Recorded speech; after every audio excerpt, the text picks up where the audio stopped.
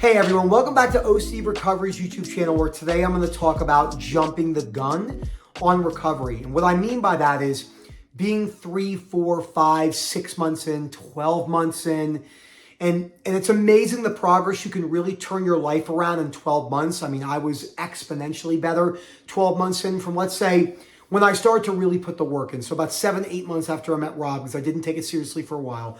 But May the 4th be with you. May 4th, 2020 is when I put my video games away.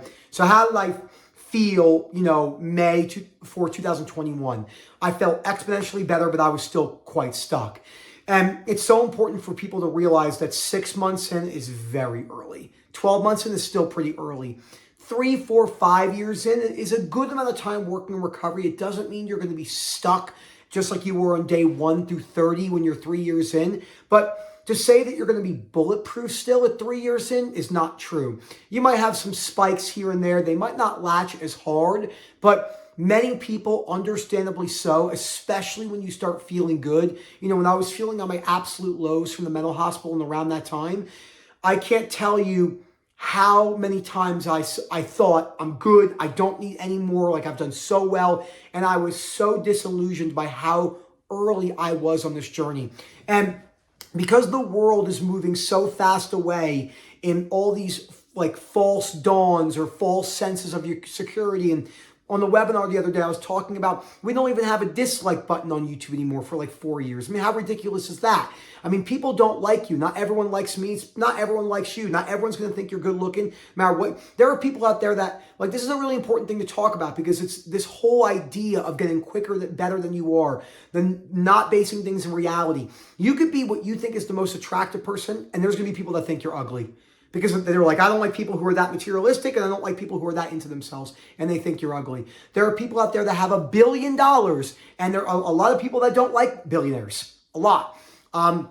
There's people that have no money, and they're very frugal with their money, and they think, oh my gosh, it's such a great way to live. And then there's a lot of people that are like, these people are fucking losers.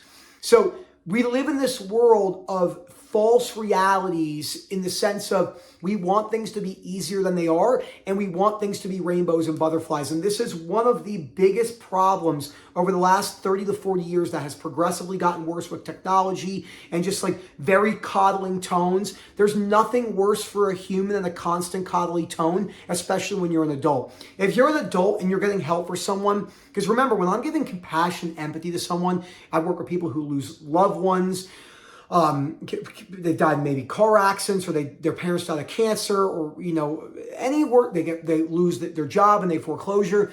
Still, when you're talking to someone in those scenarios, wow, I'm really sorry. I'm sorry, that's tough. But this, oh no, like talking to you like a baby. Anyone who does that, they have no idea what they're talking about. Zero, none, zero. They have no idea. They're just they're horrible for mental health as a whole. Doesn't mean that they might not say good things here and there, but I wouldn't take advice from someone like that, because it's not the way the real world works. And so you've got to hear these realities about jumping the gun. Just because there's me telling you these realities of it doesn't mean the compassion and empathy isn't there. So Phil at OCDrecovery.com. Let me know what you think. This is such an important topic. So before we talk about even the OCD recovery stuff, like I said, there are people out there that they're going to think you're ugly even if you think you're good looking. There are people out there that are going to think you're money problems and career, you suck at what you do. There's people that are going to think you're abrasive and annoying even if you don't think you are. I mean, I have a view of myself. It's probably not maybe the most objective view, because it's hard to view yourself with full, objectivity, because you're biased to your own experiences, and that's important. Ray Dalio covers that really well.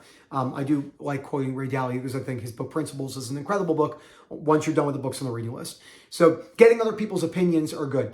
So whatever you think that you're the best at or you're good at, there are people out there that don't think you're good at that. Someone said something to me one time that was amazing about a year or two ago.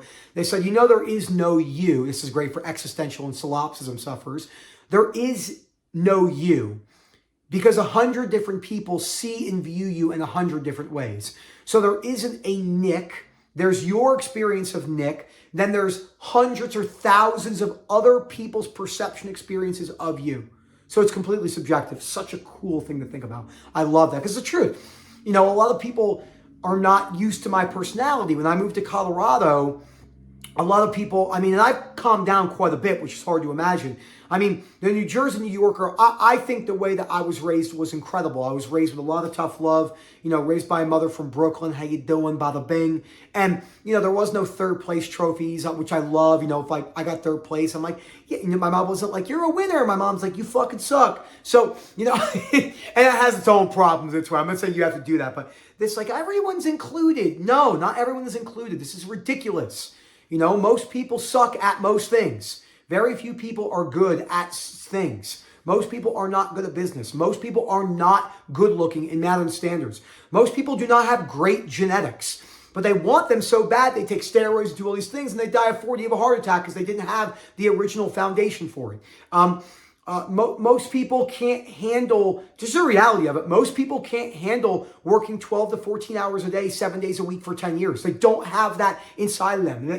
They could develop it, but I think there's actually something that it would still be very hard for them, even if they had the best discipline, the best grit. When you hear a lot of people, these big speakers, they're like, everyone can do that. That's not true. If everyone could do it, a lot of people want that, but they can't do it. So, these are hard things to talk about because people are like, you're putting me down. I'm not putting you down. You can go for your goals, but you can accept the reality. So one of my favorite quotes is, accepting where you are in pursuit of what you want. Okay? Accepting with where you are in pursuit of what you want. And when you tell this to people on the journey to OCD recovery, they don't want to hear it. When I tell people, hey, look, I know you're doing great and that's awesome. Like, you're 6 months in, but like, think about a football match, not American football, fairy football. I coach a lot of professional football players over the years, actually. I have a couple active ones right now. So if they watch this, they're going to laugh. Fairy football players, which is funny because if you put me on a football field, I would look like a moron. My cardio would be good. I'd be able to run. I'd be like, how do I kick this thing? But anyway, humor is great and sarcasm is great. You don't have those things. Oof. So, just lost my train of thought because making fun of football players. So, anyway, yeah. So when you tell someone, hey, look, I know you've been doing really good. You've done like 8 sessions. You've read 2 of the books and this and that. I know you're feeling great. You're a lot further away from recovery than you think you are. It doesn't mean you have to be in forever. A lot of people will stay on like a monthly call schedule for, 10 to 15 months. A lot of people, once they get out of the initial stages, maybe a little bit if they have big spikes, but I would say at any given time, if I'm coaching 250 to 500 active people in the range of coming in once or twice a year to 2 times a week if they're extremely severe, which is rare. In the sense of someone needing that. But I work with some of the most severe cases on earth we do at OCD recovery because we get it. We've been there. But, like let's say someone does 8 to 10, this is just an arbitrary example, 8 to 10 calls in like a 10 to 12 month period or 10 calls. And then they're like, well, what do you think I should do? I'm like, let's stay monthly or every 6 weeks for maybe a year or so, or we'll see how it goes. You do whatever you want. This is just what we tend to see. Because if you don't do that and you jump the gun, then you think you're better than you are, and then you slip back, and then you come rushing back to me in a crisis like I'm dealing with someone texting them right now, which is why I'm making this video on this topic, which I asked this individual if she could make an article for the groups on this, because she's 10 months in. She's made incredible progress, and she's put a lot more work in than a lot of people in 10 months, but she's having an extremely big spike or relapse, whatever you want to call it, doesn't matter. And that's what I was saying, 10 months is very early. How many people do I meet that I would say are robustly recovered in 1 year? 0. I don't meet them. I have like 2 cases ever, which is complete abnormalities. Genetic luck, more than likely. You can't just say it's hard work, because a lot of people work hard. They don't do it. There's a lot of other factors, and people don't like hearing that. Oh, it's Daisy. Hey, boo-boo. So, and this is a hard thing to talk about because people don't want to hear it, right? They hear this and they're like, you're putting me down. Like I said, I don't want to know. I want to hear the positives only. And I'm like, no, that's not good. You don't want to just hear the positive only. You want to hear positives, but also mixed in there with tough love. One of my favorite things that Albert Ellis said, a good mixture is realism, skepticism, and optimism in life. It's not a third. I've used this example many times before, but you want to have that, because when you have too much of the optimistic crowd, which is like, you can do everything and manifest your life, just manifest it and things will go well. Yeah. I don't want to be anywhere near people like that. And they're like, well, that's because you're negative. No, I'm not negative. I'm just realistic. because when you are manifesting your things and things go wrong, which they will because you do not do well at many things in your life, you will go, ooh, and you'll explode and burn. Now, if you're too skeptical and you're too realistic, well, then you lose that optimistic side. I mean, I'm a hyper realist. I try to be, and I try to be skeptical in many things. That's why I don't subscribe to all these ridiculous, we live in this age now of like, conspiracy theories are so cool. Not really. They're actually pretty fucking lame. And spending your time all day talking about conspiracy theories, whether they're correct or not, is not actually going to affect your life for the most part. Like you hear all sorts of conspiracy theories about something like, we'll say 9/11, but like whether it is or not, it's 24 years old. It's over. Move on with your life. And this is coming from someone who lived very close to Manhattan. And when this happened, they sent all of us home because people in my hometown, one of my neighbors died. I was young at the time. I was in 6th grade, but my mom used to, I could still kind of close my eyes and have memories of him shooting. He was literally worked at Cather Fitzgerald, which is, I believe, the accounting firm where the first plane hit. It killed like 700 of their employees. I mean, this isn't even that harsh. Just like things happen in life, whether we like them or not. Spending all your time, conspiracy. It's like, people just don't want to be realistic about things, right? But again, if you're too optimistic, oh my God, manifest, jump on stage on the trampoline, woo, woo, woo. Like I would be at these events just like, oh my God, just throw a brick at my head, And that's not a non-accepting thing. I, of course, would hang out with all these people and have a great time, but I would make fun of them right to their face. I have no problem with that. I love that. I'm like, your events are great, but don't you think you're a little bit delusional? Manifest. I know I'm going to get made fun of so much in the groups for this. And again, too skeptical, well, then you don't give anything a chance. And it's not a third perfect ratio, but, this idea that, you don't want to hear the realities. Here's some just brutal truths about life. Actually, not even that brutal. Most people will never make over 6 figures in their life. Most people make no money day trading that don't work for big firms. Most people can't maintain long-term relationships and then blame everyone else for being toxic. Most people are bad with their money. Most people have at least one not good habit for them, which is not the end of the world. I mean, I smoke a bunch of cigarettes and I go to Ultra in Miami and I smoke cigars, which aren't the best habits, but I enjoy doing it and I can balance it. I probably work, if you talk to most people, I probably work too much, very much like my father.